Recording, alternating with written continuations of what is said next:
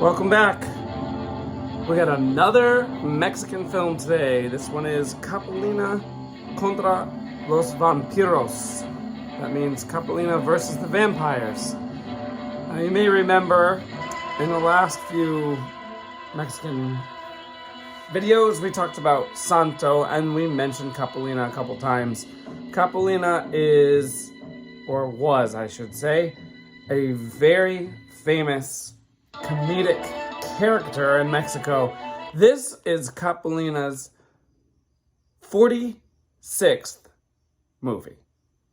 He did a whole bunch of comedy partner movies, and then he went off on his own in 1968. He did Capulina versus Santo in 1969. René Cardona directed that. He also directed this. When I made the video last week, I had not yet seen that movie and wasn't really planning on it. But then I thought, I did all those Santo movies, and now I'm going to do another Capulina movie. I might as well watch that one. It was okay. Lots of Santo, lots of Capulina, which means lots of wrestling and very silly comedy.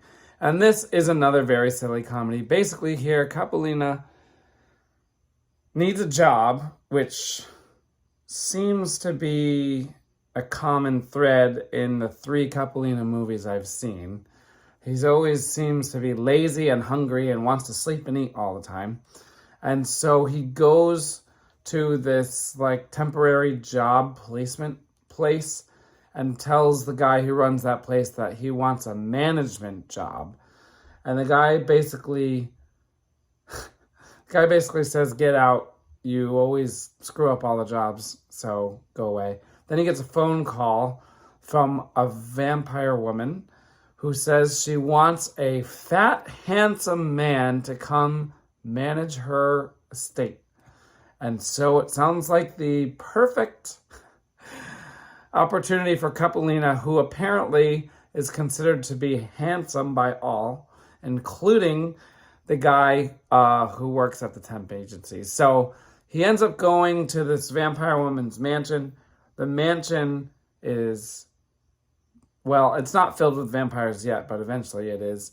The mansion is inhabited by a vampire woman and a dwarf ghost who has a fencing sword and is dressed in what I assume is medieval Spanish costume. Not 100% sure. It's red and poofy, and he has a funny hat. And he pops in and out of the screens because that's the special effect they have. Like, he's there and then he's not. The whole thing is very slapsticky, very, very silly, very goofy.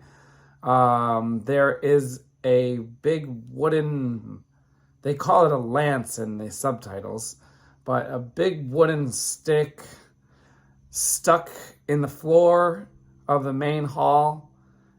And the vampire woman wants Capulina to remove it, sword in the stone style.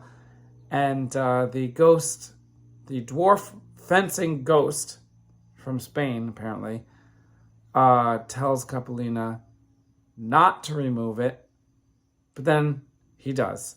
And then when he does, it brings Count Draca, which I guess it's supposed, obviously it's supposed to be Dracula, but they didn't call him Dracula, which is weird because every movie seems to use Dracula, but in this one, it's Count Draca.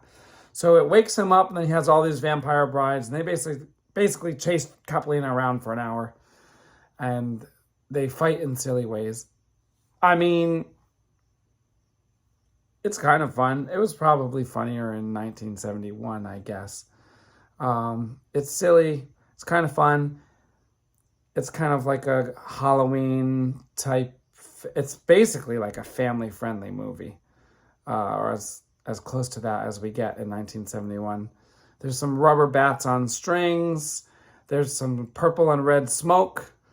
And I give it a 6 out of 10 because it was trying to be funny and a little bit spooky, or what we would call Halloweenish, although I'm not sure how big of a holiday Halloween was in Mexico, especially in the 70s. But anyway, it gives off that Halloween special vibe.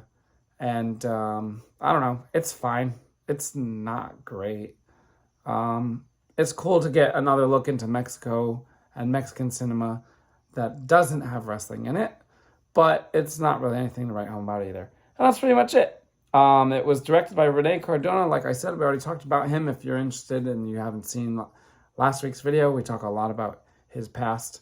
And this was his next movie after he did Santo and the Mummy.